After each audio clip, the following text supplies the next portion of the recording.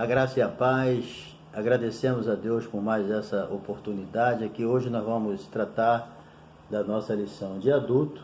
Hoje nós vamos estudar a lição de número 9, ok? É o primeiro projeto de globalismo que nós vamos ver aqui, ok? E a nossa lição de número 9, e nós temos aqui a nossa leitura bíblica em classe Gênesis 11, versículo de 1 a 9. Fica aí conosco até o final e te agradeço aí por você estar aí visitando o nosso canal. Deus te abençoe, tá? Seja bem-vindo. Se você não se inscreveu ainda, se inscreva, dê o seu like, compartilhe, deixe seu comentário aí. Também não se esqueça de dar um toquinho no sininho para você receber novos vídeos, porque nós temos sempre apresentado novos vídeos, não só da Escola Bíblica Dominical de adulto, de jovem, mas também temos outros tipos de estudo. Dá uma olhadinha aí na sua visita, aproveita, dá uma olhadinha aí no nosso canal. Você que ama a Palavra de Deus, você vai encontrar vídeos aí muito bons para você, ok? Eu te agradeço aí a sua visita, fica conosco aí até o final, falou? Bem, então, nós hoje vamos estudar, conforme a lição que nós já falamos, o primeiro projeto de globalismo. O nosso texto áureo, ele diz: por isso se chamou o seu nome Babel, porquanto ali confundiu a língua de toda a terra, e dali os espalhou o Senhor sobre a face da terra, ou de toda a terra. E Gênesis 11, 9. Verdade prática. O globalismo afronta os propósitos de Deus quanto ao povoamento e ao governo da terra. Conforme eu já disse, Gênesis 11, versículos de 1 a 9, está a nossa leitura bíblica em classe, e o objetivo geral é evidenciar que o globalismo afronta os propósitos de Deus no mundo. Então nós vamos ver aqui em que sentido, o globalismo ele pode afrontar os propósitos de Deus. Bem, vamos lá. O primeiro projeto que nós encontramos na Bíblia é esse. Interessante que o ser humano ele sempre procura fazer aquilo que ao contrário de que Deus determina, Nós vamos estudar aqui que Deus tinha dito para eles espalhar, encher a terra, Mas aí eles fazem o contrário, eles querem criar uma torre que vá ao céu para não se espalhar. Até se acredita, que o desejo deles de não se espalharem e sim de criar uma torre onde eles pudessem subir até o céu, talvez seja por medo de vir outro dilúvio, Agora, por que talvez eles estavam com medo de outro dilúvio? Porque eles não acreditavam em Deus, porque Deus tinha dito, e com certeza Noé passou isso para eles. Deus disse que não tornaria a destruir o ser humano conforme ele fez com o dilúvio. Ele não ia mais enviar dilúvio. Mas só que qual é o problema aqui? As pessoas não acreditaram. A civilização da época parece que era ateia, não acreditou no que Deus falou. E parece que hoje continua a mesma coisa, Muita gente quer fazer tudo o contrário do que Deus mandou porque não acredita e também, para bater de frente com Deus. E qual foi o prejuízo? Foi deles, Então é isso que nós vamos estudar aqui. Então, qualquer projeto, seja ele local, seja global, entendeu? Segundo a revelação das Escrituras, que tire Deus do centro, é por natureza maligna. Qualquer projeto que a humanidade queira fazer, que venha botar Deus fora, lógico que não é um projeto que agrada a Deus, é um projeto maligno, conforme era o projeto da Torre de Babel. Então, infelizmente, o ser humano, depois que pecou, ele sempre foi a intenção do homem viver separado e fazer as coisas independentes de Deus. Uma das coisas que o ser humano mais gosta é de fazer as coisas separado de Deus, independente de Deus, do seu próprio jeito, infelizmente, Até às vezes o cristão que conhece a palavra age dessa forma, infelizmente. Hoje nós vamos estudar então a primeira iniciativa de globalização, certo? Bem, número 1, a segunda civilização humana, que a primeira foi destruída pelo dilúvio, né? Sobrando só a família de Noé. Bem, a primeira foi destruída pelo dilúvio, salvando somente Noé e sua família, tendo Deus firmado uma nova aliança com Noé, inclusive a de não destruir mais o mundo com água, certo? Número 1, apostasia de Cão e de Canaã. Canaã, filho de Cão, neto de Noé. O fato de Noé ter se embriagado revelou a irreverência de Cão, o filho caçula de Noé, e a maldade do seu neto Canaã. Está em Gênesis 9, 20 a 29, certo? O problema de Cão foi que ele viu o seu pai nu. Isso para a época era uma coisa terrível, que não podia acontecer, entendeu?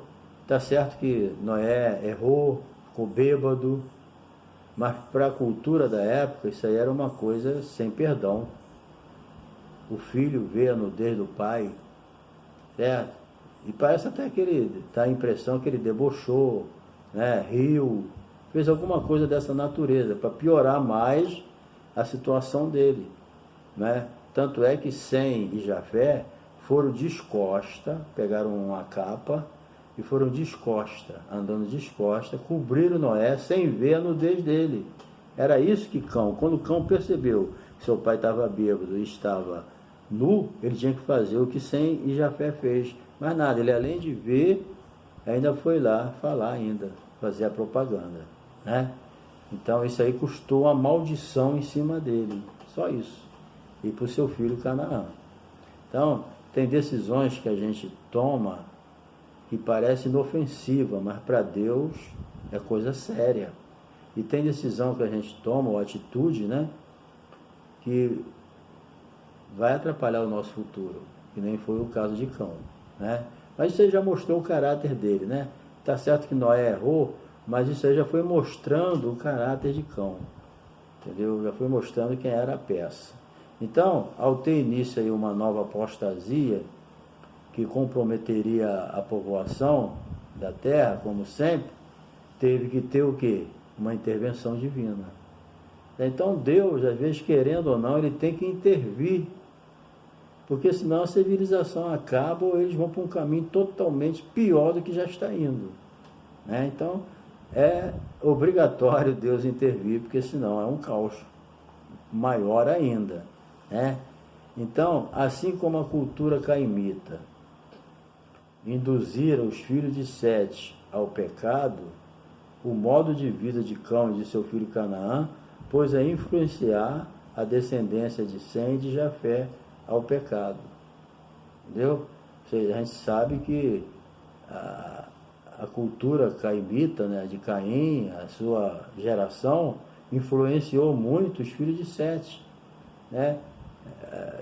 Os filhos de Sete eram os filhos de Deus, e os filhos dos homens eram os filhos de Caim. Então a Bíblia diz que vendo os filhos dos homens, de Deus, a beleza das mulheres dos filhos dos homens, se uniram, e aí foi a derrota, o jugo desigual, né? O jugo desigual acabou de destruir as duas gerações, porque elas se uniram, se unificaram, e o poder das trevas ganhou o poder do bom, da luz. Por quê? Porque entrou em desobediência, entra nas trevas. O jugo desigual nunca foi uma coisa boa, em hipótese alguma, né? Então, da mesma forma, a descendência de Cão influenciou a descendência de Sem e de Jafé. Sem é de onde vem, né, o povo de Israel. 1 Coríntios 15, 33 diz, né, que as más companhias, né, ou as más conversações corrompem os bons costumes. Por melhor que a pessoa seja, misturou, já era. Perde a sua essência e perde o seu poder, certo? Isso aí se chama enfraquecimento. Com o passar do tempo também, número 3 aqui, o enfraquecimento da doutrina de Noé. Com o passar do tempo, Noé começa a perder o controle espiritual e moral sobre a geração.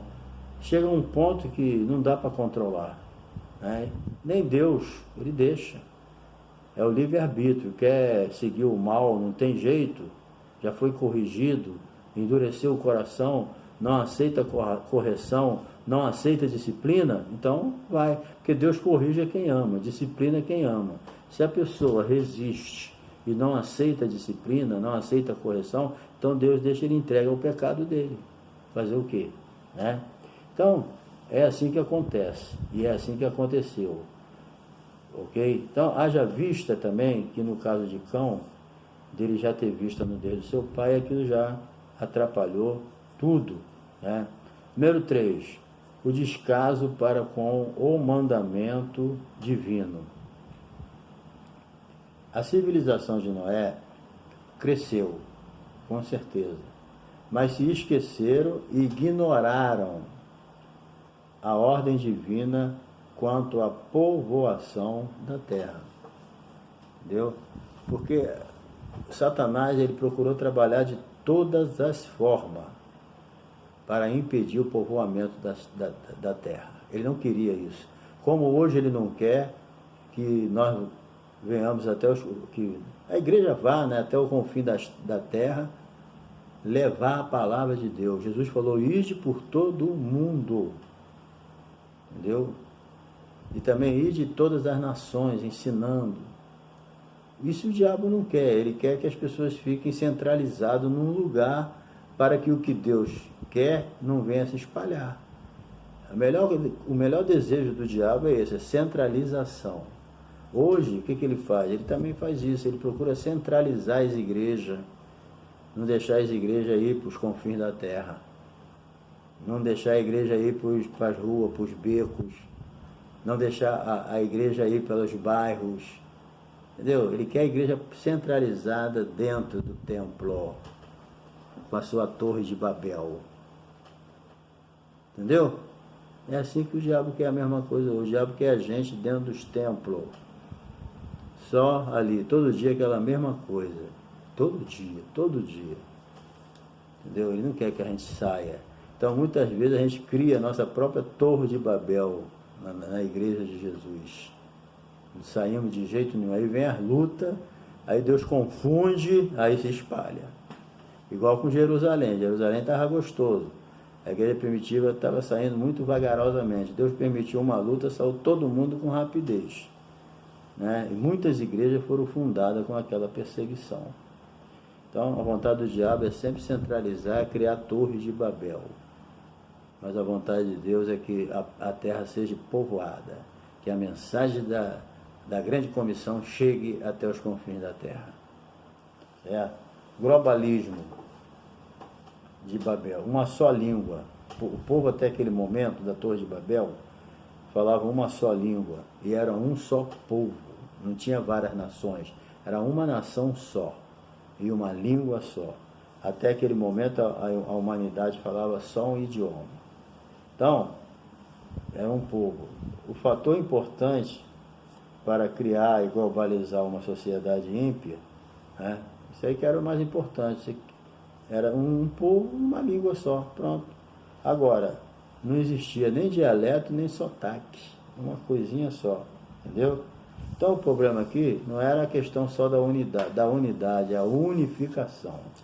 Agora um detalhe importante é que o anticristo, ele vai aproveitar uma situação semelhante após o arrebatamento da igreja para implantar o seu reino, entendeu? Após o arrebatamento. Apocalipse 13, versículos 6 e 8. Ele vai encontrar uma situação semelhante assim. Aí ele vai, né, aproveitar para criar ali o seu sistema unificado. Entendeu? Número 2, a construção da Torre de Babel.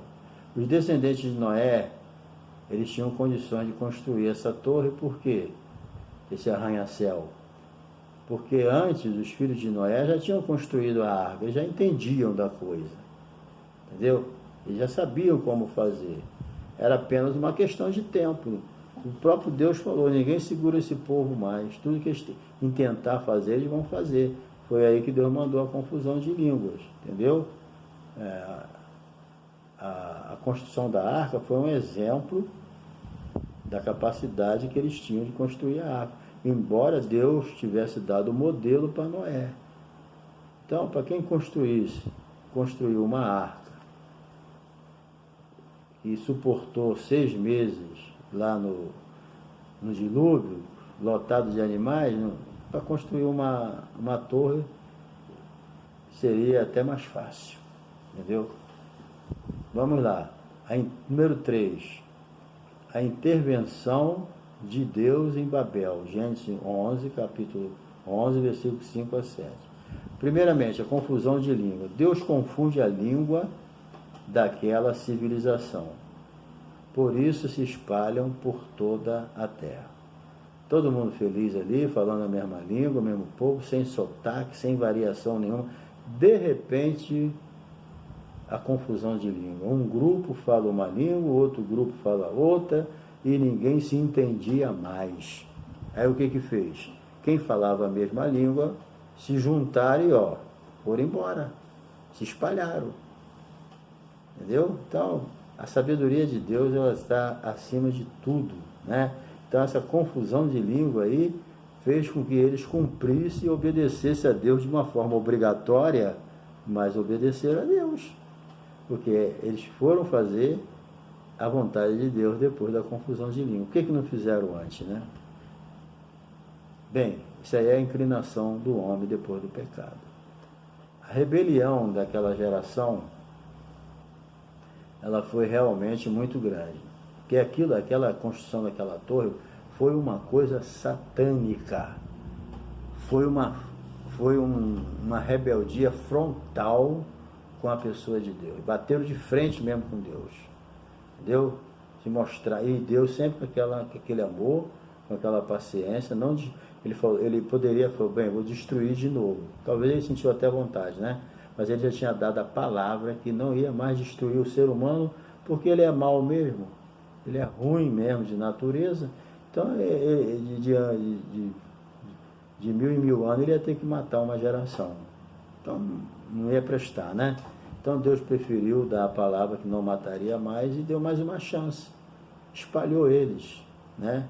Então, a rebelião daquela geração, ela foi uma coisa terrível, né? Mas Deus não destruiu, porque ele já tinha dado a palavra. Então, cada um ali falando a sua língua, seguiu o seu destino, porque não tinha jeito mais. Você vê que sempre Deus está intervindo na história. Se Deus não intervém na história, o mundo já é um caos, ele ia virar um caos. Pior ainda, entendeu? O que preserva ainda o mundo hoje, até a volta de Jesus, é a intervenção de Deus. E em muitas situações, Deus intervém que a gente nem percebe. Deus intervém que a gente nem sabe, nem vai saber. Mas você pode ter certeza, se não fosse a intervenção de Deus na história do mundo, na vida das nações, o próprio Israel mesmo, Israel está vivo hoje porque Deus interviu. Se Deus não tivesse intervido, Israel já tinha acabado há muito tempo. Entendeu? Mas Deus sempre conserva um remanescente. É sempre Deus intervindo para que ele venha cumprir os teus propósitos, porque em tudo Deus tem um propósito. Entendeu? E se ele deixar por conta do homem, já era. Então ele está sempre intervindo, ou na vida individual, como ele interviu na vida de Daniel, ele permaneceu vivo, como ele interviu na vida dos 3 jovens, amigos de Daniel, não morreram. Entendeu? É Deus conservando. Deus interviu na vida de Moisés, não deixou que ele morresse afogado no rio, por faraó. Entendeu? Deus está sempre intervindo na história para que os seus planos venham se concluir. Porque se Deus não intervir, já era. Entendeu? Então isso a gente tem que entender. Ok? Então, com a confusão de língua, o povo foi forçado a se espalhar, indo cada um seguindo povoar a terra, né? Cumprir a ordem original de Deus, né? Demoraram tanto, infelizmente. Então, assim como aquela geração chegou aos confins da terra ali não teve mais jeito, teve que seguir, chegar lá, Jesus nos ordena levar o Evangelho a todos os povos e nações, para que venham ouvir as boas novas. Aí então virá o fim. Então, sempre foi a vontade de Deus povoar a terra, espalhar a terra, o povo na terra e levar, porque a terra é para ser toda habitada. Entendeu? Então, a ordem de Jesus também é essa. Jesus, antes de ir para o céu, ele deixou essa ordem: pregar o Evangelho a toda criatura. Vai até os confins da terra. Ficar em Jerusalém, até que do alto sejais revestido de poder. E sereis minhas testemunhas, tanto em Jerusalém, Judéia, Samaria e confins da terra. Até lá, Jesus quer isso, que a igreja vá aos confins da terra. Repito, Jesus não quer que nós venhamos a ficar só dentro da igreja construindo torres de Babel. Vamos construir, negócio é o céu, negócio é o céu. Vamos construir uma torre que chega ao céu. Pois é, mas Jesus está falando, vai pregar, sai das quatro paredes. Ok? Número 3, finalmente aqui. A eleição de Sem. Sem é o primeiro filho de Noé. É dele que vem o povo de Israel. Certo? Então, aqui em Sem, começa a história de Abraão. Logo após a dispersão, né, de Babel, lá em Gênesis 11, 26 e 30, aí começa a história de Abraão. Então, com a eleição de Sem, né, é dele que vem Abraão, começam os sinais do período messiânico, né, que começa a culminar, que começaria, né, e culminaria em Jesus Cristo, o Filho de Deus. Jesus é o Messias. Então, o que vem dessa descendência aqui? Jesus, o Messias, ele vem de Abraão e da família de Davi, certo? Gênesis 9, 26 e Lucas 3, 23, 38. Então, duas coisas fez Deus sabiamente: dispersou os filhos de Noé e em seguida chamou a Abraão para dar continuidade à linhagem messiânica, da qual sairia Jesus, o Cristo, verdadeiro homem, verdadeiro Deus. Entendeu? Então, isso aí foi a parte mais importante. Deus começou a agir logo, rápido. Pronto, acabou. Agora acabou a Torre de Babel, não tem mais isso, o povo já se espalhou. Então agora eu vou entrar logo no plano. Vou chamar Abraão, e através de Abraão vai vir as 12 tribos de Israel, e das 12 tribos de Israel eu vou escolher uma tribo para vir a família de Davi, e vou escolher a família de Davi da pessoa de Davi para que venha o Messias segundo a carne. Então Jesus, segundo a carne, é o descendente de Davi, entendeu? É o Messias. O Messias é uma palavra grega que significa ungido, assim como é uma palavra hebraica, tá? Messias é uma palavra hebraica que significa ungido, e Cristo é uma palavra grega que significa ungido. Então, ungido no grego é Cristo, ungido no hebraico é Messias, tá? É isso aí. Então, no Velho Testamento, com o castigo ali da confusão de língua, eles obedeceram e foram povoar a terra. E na grande comissão, nós vamos povoar a terra, indo por todo o mundo e pregando o Evangelho a toda criatura. Quem crê e for batizado será salvo, e quem não crê já está condenado. Que Deus te abençoe por essa lição. Você deu uma boa lição, professor, e você que é aluno, olha, se alimenta com essa lição, que ela é muito importante. E ela mostra que o Evangelho não é algo para ser centralizado num determinado lugar. O Evangelho é algo que Jesus colocou para espalhar. A única coisa que tem que estar centralizado é o nome de Jesus. Jesus é o caminho, a verdade e a vida. Ninguém vem ao Pai a não ser por Ele. Que Deus te abençoe. Se você não se inscreveu, se inscreva, dá o seu like, compartilhe, dá o toquinho no sininho, nos ajuda aí a divulgar a palavra de Deus, tá bom? Contamos contigo. Deus te abençoe.